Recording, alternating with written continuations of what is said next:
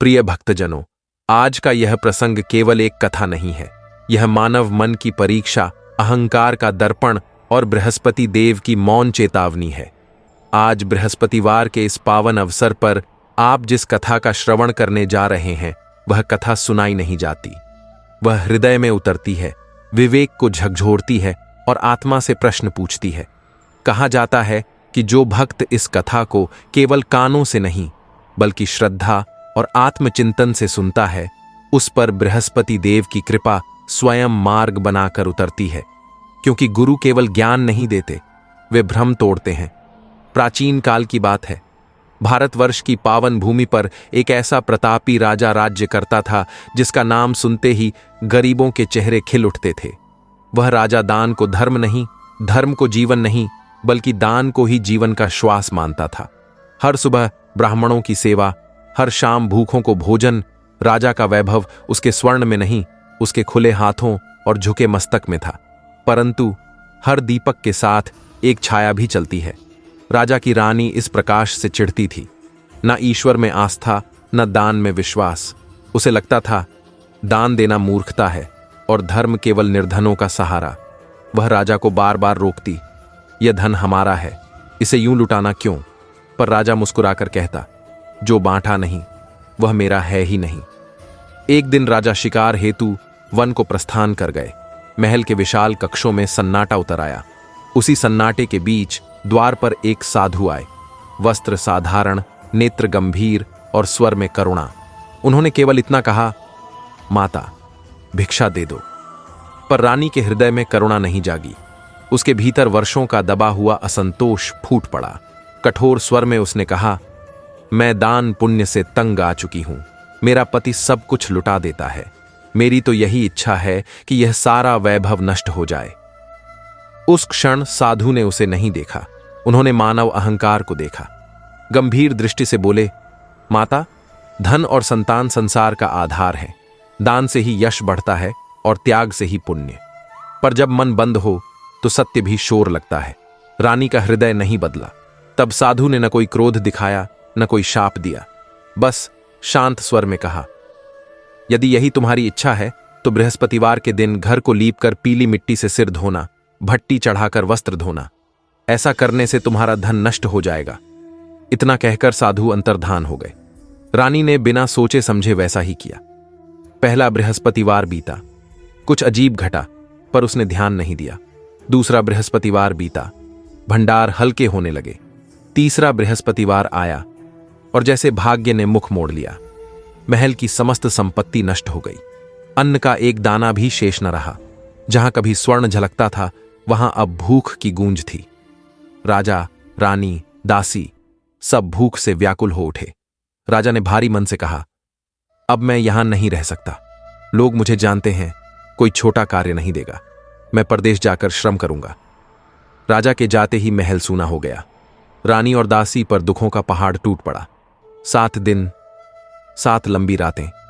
अन्न का एक कण भी नसीब नहीं हुआ। भूख ने अहंकार की दीवारें गिरा दी। तब विवश होकर रानी ने दासी से कहा, पास के नगर में मेरी बहन रहती है, वह अत्यंत धनवान है। रानी ने टूटे स्वर में दासी से कहा, जाओ, कुछ भी मांग लाओ, केवल इतना कि हमारे प्राण बच सकें। यह वाक्य किसी आदेश की तरह नहीं, एक हारे हुए हृदय की पुकार था। दासी उसी क्षण चल पड़ी। पैर भारी थे, पर मन में एक क्षीण सी उम्मीद थी। और देखिए, प्रभु की लीला, वह दिन गुरुवार था। जैसे ही वह नगर पहुंची, उसने देखा रानी की बड़ी बहन बृहस्पतिवार व्रत की कथा सुन रही थी। घंटियों की ध्वनि, दीपक की लौ और कथा का गंभीर वातावरण, सब कुछ जैसे बृहस्पति देव की उपस्थिति का संकेत दे रहा था। दासी ने साहस कर रानी की बहन को संदेश दिया, पर कोई उत्तर नहीं मिला। कथा चल रही थी।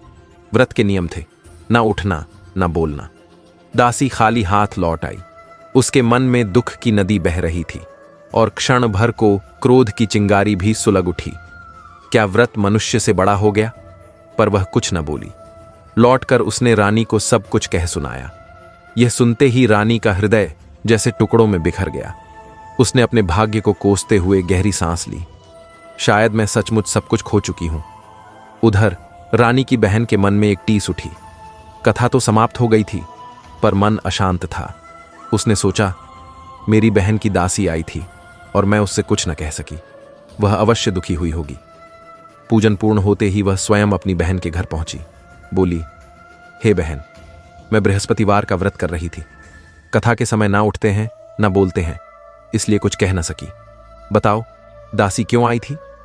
रानी की आंखें भर आईं। वह बोली, बहन, अब तुमसे क्या छिपाऊं? हमारे घर में खाने तक को अन्न नहीं बचा, और फिर 7 दिनों की भूख, पीड़ा, अपमान और विवशता, सब कुछ शब्दों में बह निकला। यह केवल कथा नहीं थी, यह अहंकार के टूटने की ध्वनि थी। रानी की बहन ने शांत स्वर में कहा, बहन, बृहस्पति देव किसी को निराश नहीं करते। पहले देखो, शायद तुम्हारे घर में कहीं अन्न रखा हो।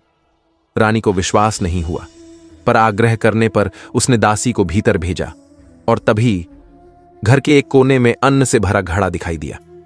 दासी स्तब्ध रह गई। वह दौड़कर आई और समाचार दिया। उस क्षण भूख से अधिक आंखें भर आईं।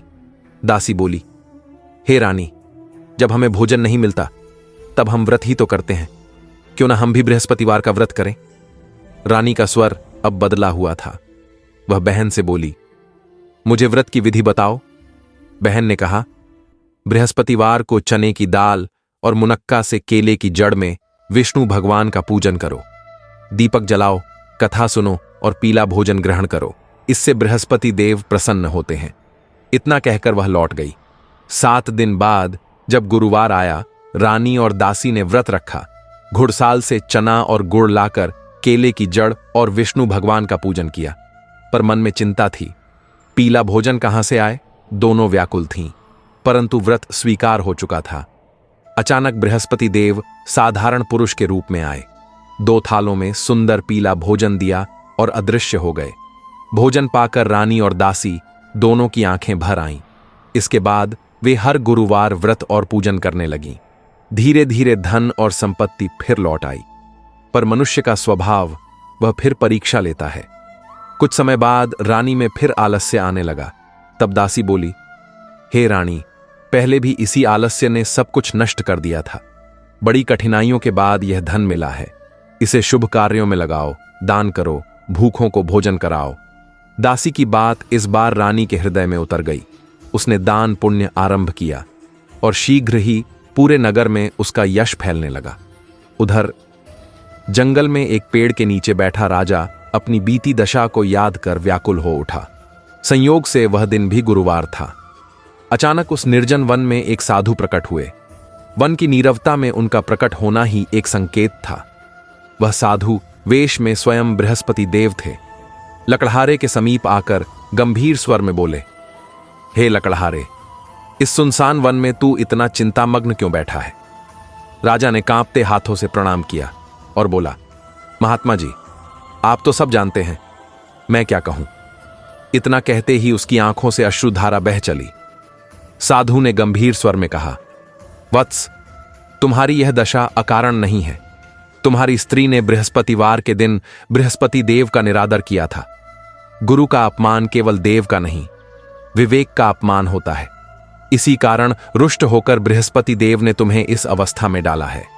यह वचन राजा के हृदय में वज्र की भांति गिरे। पर साधु ने उसी क्षण स्वर बदल लिया, पर अब चिंता छोड़ो। यदि मेरे वचन मानोगे तो तुम्हारे कष्ट मिटेंगे ही नहीं, बल्कि पहले से भी अधिक संपत्ति तुम्हें प्राप्त होगी। यह सुनते ही राजा के भीतर एक बुझी हुई आशा फिर से सुलग उठी। साधु ने विधि बताई, बृहस्पतिवार को नित्य कथा किया करो। 2 पैसे के चना और मुनक्का लाकर प्रसाद बनाओ। शुद्ध जल में शक्कर मिलाकर अमृत तैयार करो। कथा के पश्चात परिवार और भक्तों में बांटो और स्वयं भी श्रद्धा से ग्रहण करो। यह सुनते ही लकड़हारा व्याकुल हो उठा। उसकी आवाज भर्रा गई, हे प्रभु, लकड़ी बेचकर इतना भी नहीं बचता कि पेट भर सकूं। मेरी स्त्री रात्रि भर भूख से व्याकुल रहती है। ना उसे बुलाने का साधन है, ना मुझे कथा का कोई ज्ञान। यह केवल गरीबी की बात नहीं थी, यह असहायता की पुकार थी। साधु ने मंद मुस्कान के साथ कहा, चिंता मत करो। गुरु कृपा पहले सामर्थ्य नहीं देखती, पहले श्रद्धा देखती है। बृहस्पतिवार को जैसे रोज लकड़ियां लेकर नगर जाते हो, वैसे ही जाओ। आज तुम्हें दुगना धन मिलेगा, भोजन भी होगा और पूजा का सामान भी।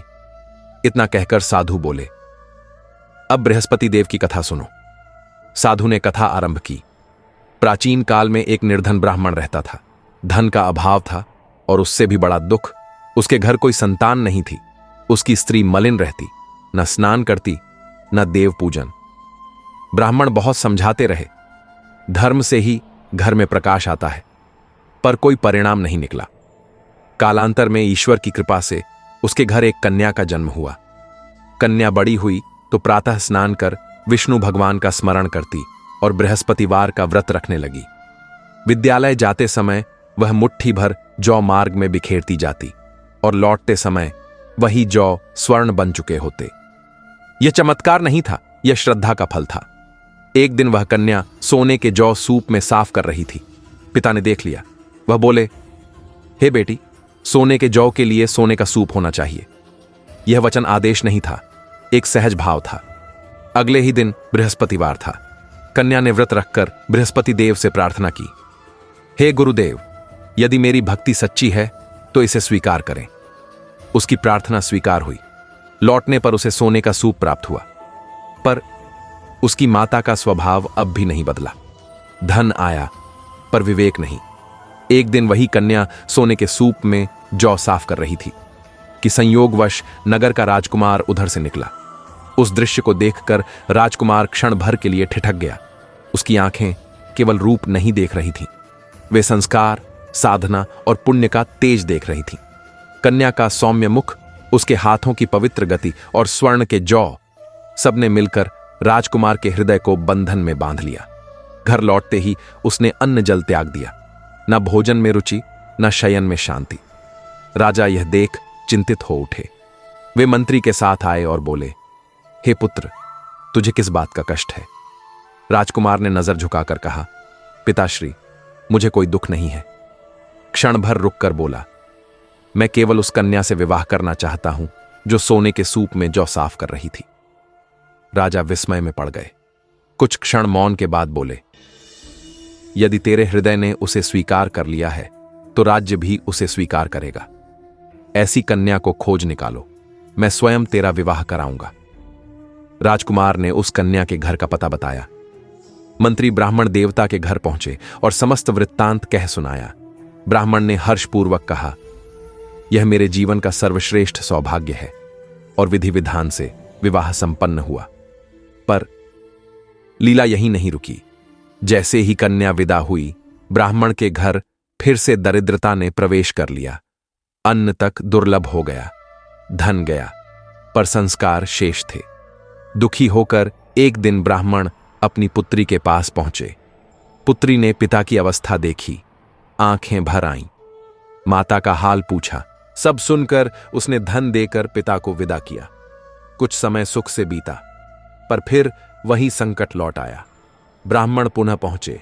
इस बार पुत्री बोली, पिताजी, इस बार माता जी को भी साथ ले आइए। माता को समझाया गया, प्रातः स्नान करो, विष्णु भगवान का पूजन करो, दरिद्रता दूर हो जाएगी। पर माता ने एक भी वचन न माना। अगली भोर उसने अपने नाती पोतों की झूठन खा ली। यह देखकर पुत्री का धैर्य टूट गया। एक रात्रि उसने माता को कोठरी में बंद कर दिया। प्रातः निकालकर स्नान पूजन कराया और तभी उसकी बुद्धि शुद्ध हुई। इसके बाद वह नियम से पूजा पाठ और प्रत्येक बृहस्पतिवार व्रत करने लगी। शीघ्र ही ब्राह्मण दंपति धनवान भी हुए और पुत्रवान भी। जीवन के सुख भोग कर अंत में उन्होंने स्वर्ग प्राप्त किया। इतनी कथा कहकर साधु देव अंतर्धान हो गए। वन फिर से मौन हो गया। समय बीतता गया। फिर बृहस्पतिवार आया। लकड़हारा लकड़ियां बेचने नगर गया। उस दिन पहले से अधिक धन मिला। उसने चना और गुड़ लाकर व्रत किया। उसी दिन से उसके कष्ट दूर होने लगे। पर मनुष्य की सबसे बड़ी परीक्षा भूल।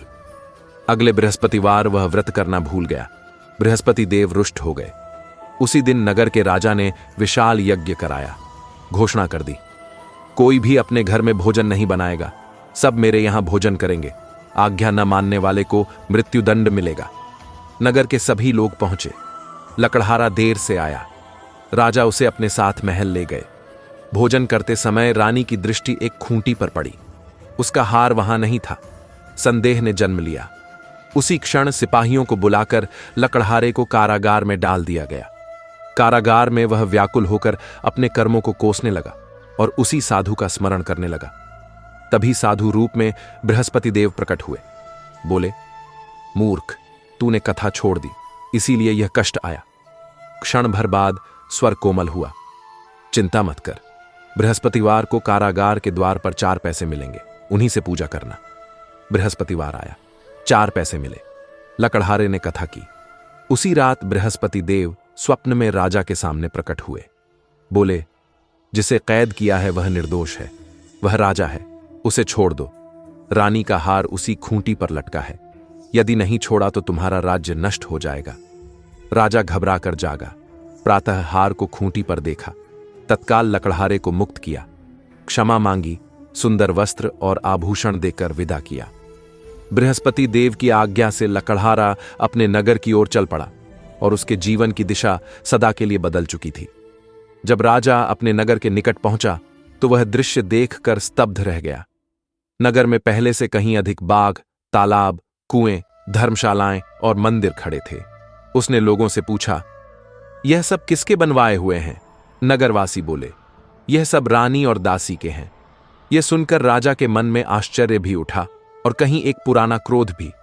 उधर जैसे ही रानी को राजा के आगमन का समाचार मिला, उसने दासी से कहा, राजा हमें जिस दशा में छोड़ गए थे, यदि वैसा ही समझ बैठे तो लौट भी सकते हैं। तू द्वार पर खड़ी रहना। दासी द्वार पर खड़ी रही। राजा आए और भीतर लाए गए। राजा ने कठोर स्वर में पूछा, यह सारा धन तुम्हें कहां से मिला? उस प्रश्न में संदेह भी था और कहीं न कहीं पुराने अधिकार का भाव भी। रानी ने न कोई तर्क दिया, न कोई प्रदर्शन किया। शांत, स्थिर और विनम्र स्वर में बोली, स्वामी, यह सब बृहस्पति देव के व्रत की कृपा है। उस एक वाक्य ने राजा के भीतर वर्षों से जमी शंकाओं को हिला दिया। राजा ने उसी क्षण मन ही मन निश्चय कर लिया, जब लोग 7 दिन बाद एक बार पूजा करते हैं तो मैं प्रतिदिन 3 बार कथा करूंगा और हर दिन व्रत रखूंगा। अब राजा के दुपट्टे में सदा चने की दाल बंधी रहती। दिन में 3 बार कथा कहता। राजा नहीं, अब वह एक चलता फिरता व्रत बन चुका था। एक दिन उसने बहन के घर जाने का निश्चय किया। घोड़े पर सवार होकर मार्ग में चल पड़ा। रास्ते में कुछ लोग एक मुर्दे को ले जा रहे थे। राजा बोला, भाइयों, मेरी बृहस्पतिवार की कथा सुन लो। वे बोले, आदमी मर गया है और तुम्हें कथा की पड़ी है। पर कुछ लोग रुक गए। कथा आधी ही हुई थी कि मुर्दा हिलने लगा और जैसे ही कथा पूरी हुई वह मनुष्य उठ बैठा। भीड़ सन्न रह गई। राजा आगे बढ़ा। एक किसान हल चला रहा था। राजा ने कहा, भैया कथा सुन लो। किसान हंसकर बोला, तेरी कथा सुनने तक मैं 4 हरैया जोत लूंगा। राजा आगे बढ़ गया। पीछे बैल गिर पड़े। किसान पेट दर्द से तड़पने लगा। उसकी मां दौड़ती हुई राजा के पास आई। राजा ने खेत में कथा कही। बैल उठ खड़े हुए। दर्द मिट गया। राजा बहन के घर पहुंचा। खूब आदर हुआ। प्रातः उसने देखा सब भोजन कर चुके हैं। राजा बोला, कोई ऐसा है जिसने भोजन न किया हो? बहन खोजती रही। अंत में कुम्हार के घर पहुंची। 3 दिन से वहां किसी ने भोजन नहीं किया था। राजा ने कथा कही। रोगी बालक स्वस्थ हो गया। अब राजा की महिमा चारों ओर फैलने लगी। लौटने का समय आया। राजा ने बहन से कहा, मेरे साथ चलो। सास बोली, जाओ, पर बच्चों को मत ले जाना। बहन बोली, भैया मैं चलूंगी पर बालक नहीं। राजा बोला, जब बालक नहीं चलेंगे तो तुम अकेली क्या करोगी? दुखी मन से राजा लौट आया। रानी से बोला, हम निर्वंशी हैं, हमारे लिए कोई धर्म नहीं। रानी ने दृढ़ स्वर में कहा, हे स्वामी, जिसने हमें सब कुछ दिया है वही हमें संतान भी देगा। उसी रात राजा को स्वप्न में बृहस्पति देव प्रकट हुए। बोले, हे राजा, उठो, सब शोक त्याग दो, तेरी रानी गर्भवती है। राजा अचंभित भी हुआ और अत्यंत प्रसन्न भी। समय बीता। 9वें महीने रानी से एक सुंदर पुत्र उत्पन्न हुआ। राजा ने हर्षित स्वर में कहा, हे रानी, स्त्री भोजन के बिना रह सकती है पर कहे बिना नहीं रह सकती। जब मेरी बहन आए तब कुछ मत कहना। रानी ने मुस्कुराकर हां कह दी। जिनके हृदय में कपट नहीं होता, जिनकी भावना में स्वार्थ नहीं होता, जो दान को दिखावा नहीं कर्तव्य समझते हैं, वही बृहस्पतिवार का व्रत करते हैं, वही कथा सुनते हैं और वही कथा सुनाने योग्य बनते हैं। ऐसे भक्तों की मनोकामनाएं केवल पूर्ण ही नहीं होती, बल्कि सही समय पर पूर्ण होती हैं, क्योंकि बृहस्पति देव केवल देने वाले नहीं, वे रक्षा करने वाले भी हैं। वे गिरने नहीं देते और यदि कोई गिर जाए तो उठने का मार्ग स्वयं बनाते हैं। जैसा इस राजा और रानी ने किया, वैसा ही हर भक्त के लिए संभव है। पर याद रखना, कृपा न तो राजमहलों में रहती है, न ही निर्धनता से डरती है। कृपा केवल भाव देखती है। इसलिए कहा गया है, मनुष्य को बृहस्पति देव का मनन केवल मुख से नहीं, हृदय से करना चाहिए। केवल व्रत नहीं, विवेक भी चाहिए। केवल कथा नहीं, संयम भी चाहिए। और जब कथा हृदय में उतर जाती है तो जीवन स्वयं कथा बन जाता है। इसलिए जयकारा केवल शब्द नहीं, संकल्प होना चाहिए। बोलिए, बृहस्पति देव की जय, विष्णु भगवान की जय, समस्त देवी देवताओं की जय। और यदि आज की यह कथा, इसका भाव, इसकी चेतावनी और इसकी करुणा आपके मन को स्पर्श कर गई हो, यदि कहीं आपको भी अपने जीवन का प्रतिबिंब दिखा हो, तो इसे केवल सुनकर मत छोड़िए। इसे लाइक कीजिए, शेयर कीजिए, ताकि किसी और का अंधकार भी कम हो सके। कमेंट में भगवान बृहस्पति देव की जय अवश्य लिखिए, क्योंकि नाम स्मरण भी साधना है। और चैनल को सब्सक्राइब कीजिए, क्योंकि कथाएं एक दिन में नहीं, जीवन भर साथ चलती हैं।